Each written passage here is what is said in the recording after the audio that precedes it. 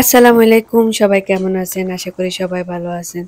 আজকে ভিডিওর শুরুতে রান্নাবান্না চলতেছে। হ্যাঁ, আমি আজকে আপনাদের সাথে একটা রেসিপি ভিডিও শেয়ার করতে চলে আসলাম। আমাদের নোয়াখালী স্টাইলে উম একটা নোয়াখালী রেসিপি। এই রেসিপিটি খুবই মজা। আর ভিডিওটি দেখতে, দেখতে আপনারা গেস করে ফেলেন আমি আজকে আপনাদেরকে কি রেসিপি শেয়ার করব। তো আজকে আমি উন্ডো থেকে আমার রেসিপিটি শুরু করব। বাট এই রেসিপিটি দেখানোর একমাত্র কারণ হলো সকালবেলা যখন উন্ডোতে গিয়েছিলাম তখন দেখি যে ফুলগুলো কি সুন্দর ফুটে আছে, কিন্তু বাহিরে ওয়েদারটা খুবই ড্যাম, বৃষ্টি হচ্ছে। অনেক ঠান্ডা নেমে গেছে। বাইরে তুফান বাতাস, তারপর হলো বৃষ্টি। তো ভাবলাম আজকে আমি এই রেসিপিটি একটু বানিয়ে দেখি, অনেকদিন হলো খাওয়া হয় না। আর কি কারণে আমি খাই না এই রেসিপিটি বা আমেরিকা আসার পর থেকে, সেটাও কিন্তু আপনাদের সাথে শেয়ার করবো। দেখতেছেন ওয়েদারটা খুবই ড্যাম, খুবই ড্যাম। এই সুন্দর এই ড্যাম ওয়েদারে আমি আজকে আপনাদের সাথে মজাদার একটা রেসিপি শেয়ার করতে চলে আসছি। ফার্স্টে এখানে আমি কিন্তু অন্য অন্য রান্না করব, সব রান্না দেখাবো না। আমি যা শুধু আজকে মাছের মাথা দিয়ে মুড়িঘণ্ট তৈরি করব, সেই রেসিপিটি আপনাদের সাথে শেয়ার করব।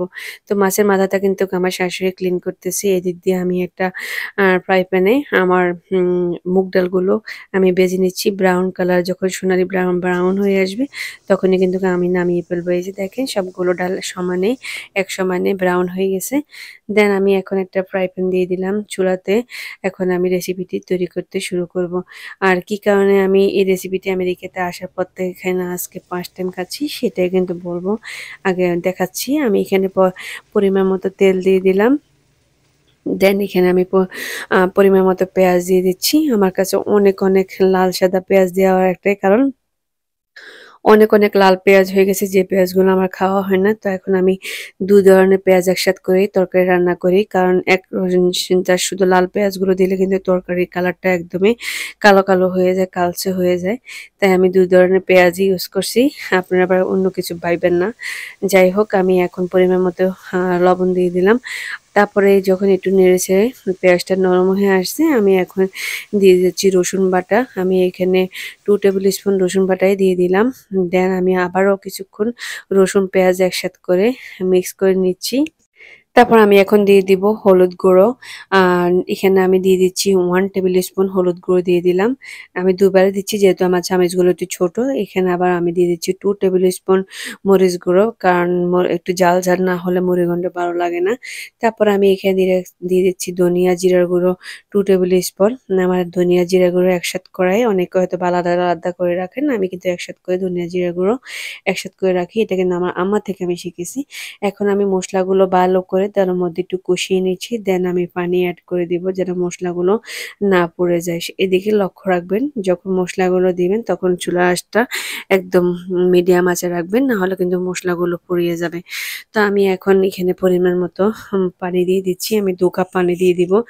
দিয়ে তারপর আমি মশলাগুলোকে মাছ দেওয়ার আগ পর্যন্ত কষিয়ে নিব। এতে করে মশলার যে গন্ধটা থাকে সেটা কিন্তু আউট হয়ে যায়।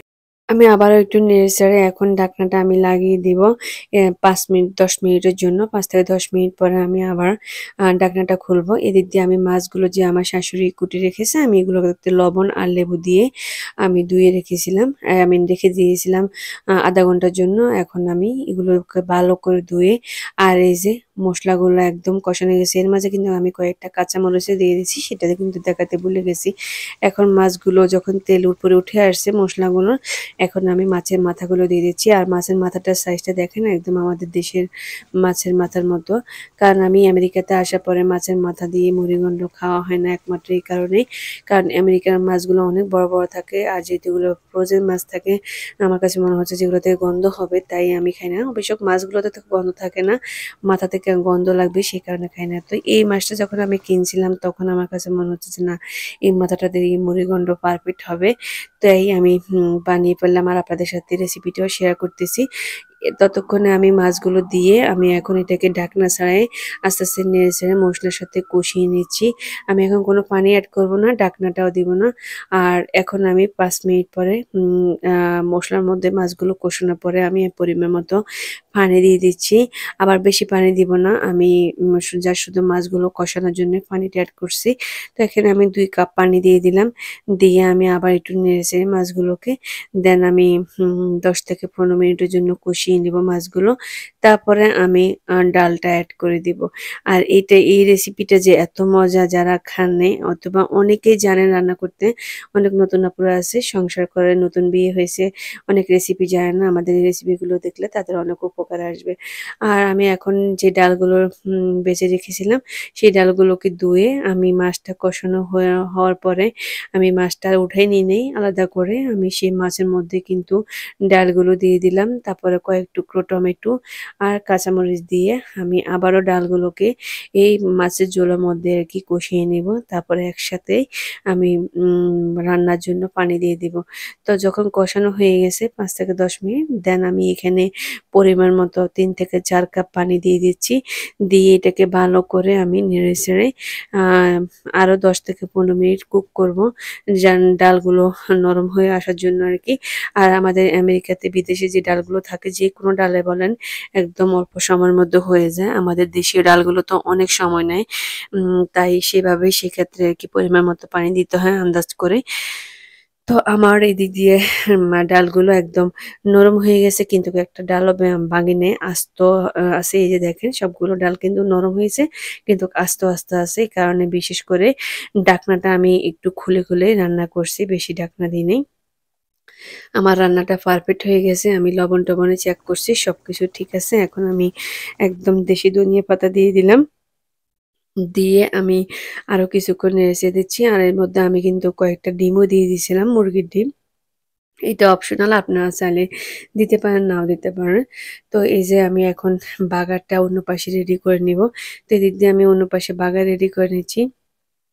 আর মাছের পানিটা, ঝোলটা আরেকটু শুকিয়ে নিচ্ছি। বেশি শুকাবেন না, যেহেতু এটা ডালের তরকারি। তাহলে কিন্তু যখন এটা ঠান্ডা হয়ে যাবে, চুলা থেকে নামিয়ে ফেলবেন, তখন এটা বসে যাবে, জমাট বেঁধে যাবে। আর আমার এদিক দিয়ে বাগারটাও রেডি হয়ে গেছে, আমি বাগারটাও দিয়ে দিলাম। আর ঝোলটা মিডিয়াম রাখবেন, তাহলে কিন্তু মুড়িঘণ্ট ঝোল খেতে ভালো লাগে। এই যে দেখেন আমার পারফেক্ট মুড়িঘণ্ট রেডি হয়ে গেছে। কালারটা কতটা ইয়ামি হয়েছে। আর মাছের মাথা, লেজ দিয়ে আমি মুরুগানটা তৈরি করছি। বিশ্বাস করেন এত মজার হয়েছে, নেয়ামত আলহামদুলিল্লাহ। অনেক মজা করে বৃষ্টির দিন ড্যাম ওয়েদারে এই গরম মুড়িঘণ্ট গরম ভাতের সাথে খুবই ভালো লাগছে। তাই আপনাদের সাথে রেসিপিটি শেয়ার করলাম। আমাদের নোয়াখালী স্টাইলে মুড়িঘণ্ট রেসিপি অনেক ধরনের অনেকভাবে তৈরি করে। একেক দেশে একেক রকমের স্টাইলে মুড়িঘণ্ট তৈরি করে। আমাদের নোয়াখালী স্টাইলটি রেসিপি শেয়ার করলাম। কেমন লাগলো অবশ্যই কমেন্ট করে জানাবেন। আল্লাহ হাফেজ। আসসালামু আলাইকুম।